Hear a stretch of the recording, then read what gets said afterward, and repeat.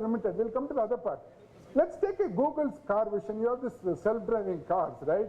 I don't know how many of you know that a Google car, when it is driving, not only it has a 360-degree view, but it also has a view of the traffic. So if I'm sitting here and if I'm going in a Google car, it will tell me to go this way. If you take this route because of the traffic and whatever, some accident or whatever, it will take you longer.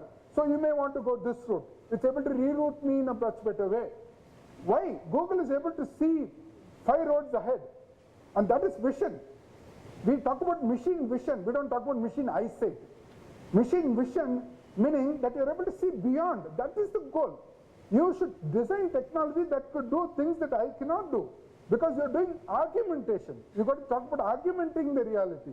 If I can see and the machine can see, yeah, great. I mean, what's the big deal about it, right? Nothing. But you've got to think, what can I say? What can I insight I give that is not obvious, that is not straightforward within, and the camera is a very limited entity.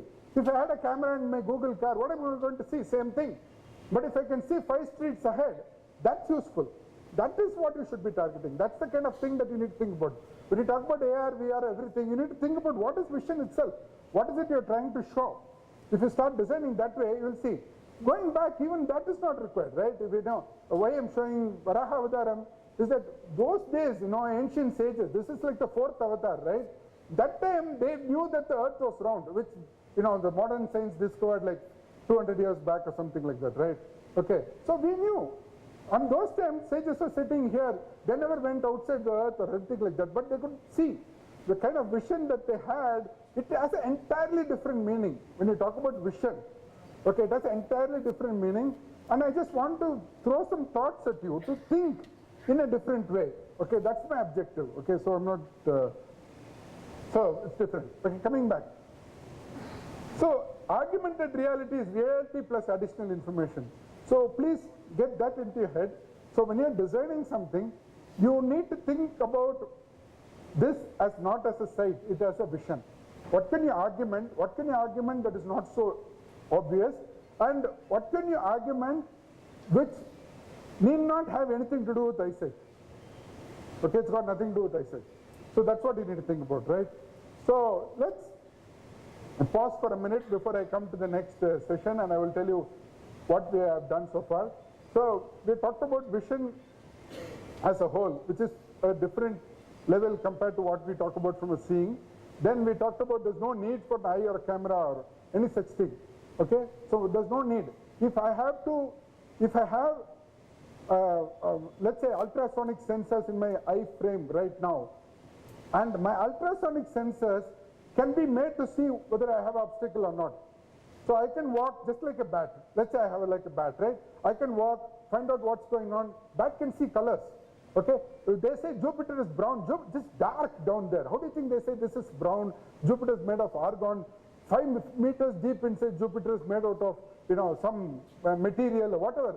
How do they do that? They do based on reflection. They do based on all those things. It's got nothing to do with eyesight. Nothing to do with eyesight. Don't ever get stuck up on this eyesight business. Okay, it's very limited, right? Your sight itself is limited. Get into a vision. Okay, have a vision. Don't have a sight. Okay, so don't get limited.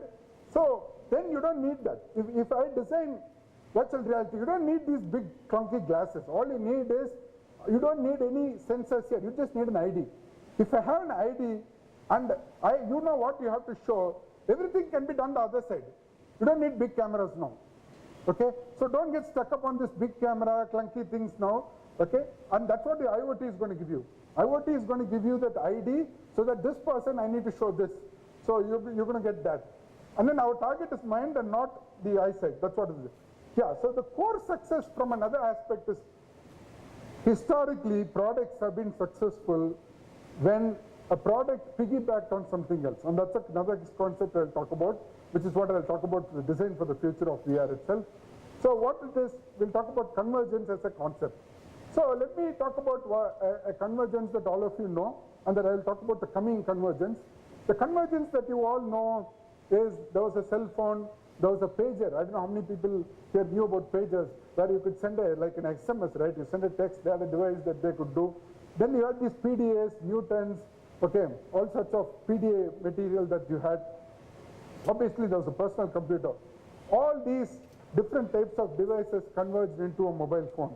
Another way to look at the convergence is basically from an interaction point, in terms of highly interactive gaming to dumb, idiot boxes like TVs.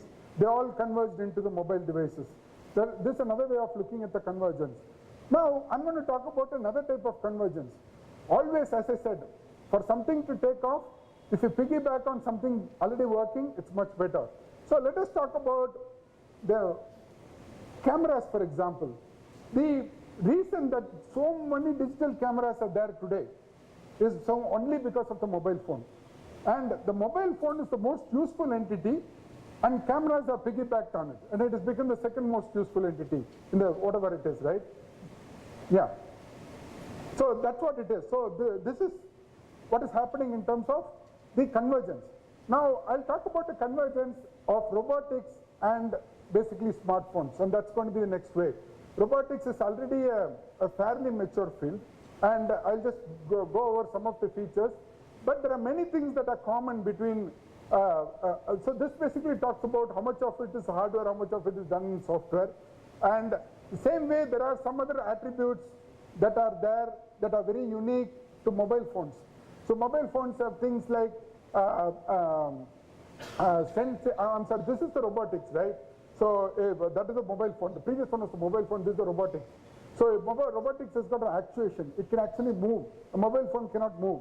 Where you need control, how it can do it, it has locomotion, the control, okay, it doesn't have any storage.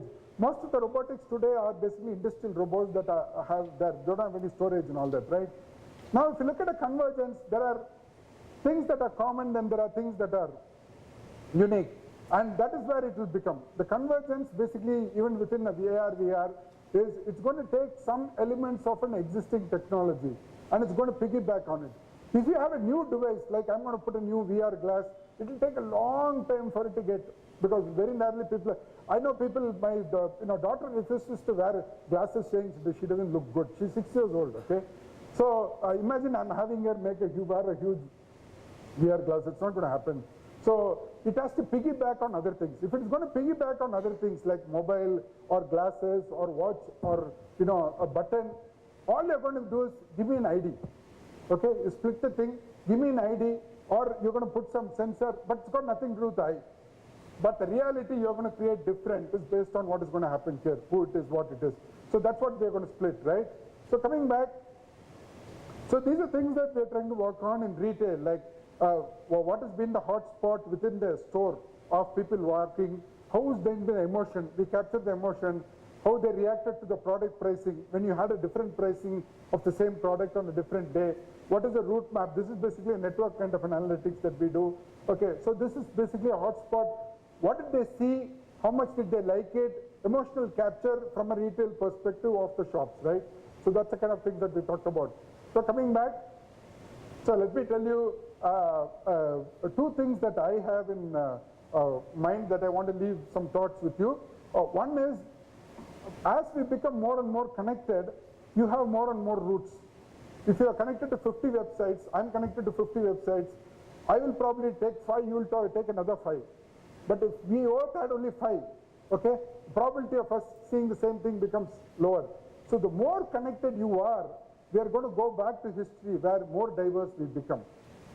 Okay, so the connectivity basically makes us isolated. Okay, that is a key concept that is true in human behavior.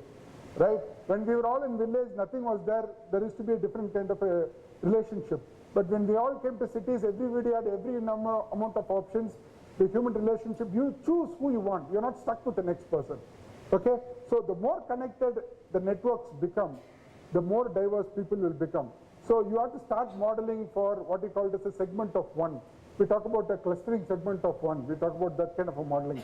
Now, coming back, so what we're going to do is we're going to get into a stage where, as I said, robotic drone cameras. Why do you need a camera here? If I can have 2 drones follow me, right? And I don't know whether you heard of companies like DJI or something like that. The drones can supply the camera, right? I don't have to wear it here. As long as I get what I want, and that could also be a drone in front of me or something like that. So then you're going to get EEG IoTs, meaning the brain waves can be measured.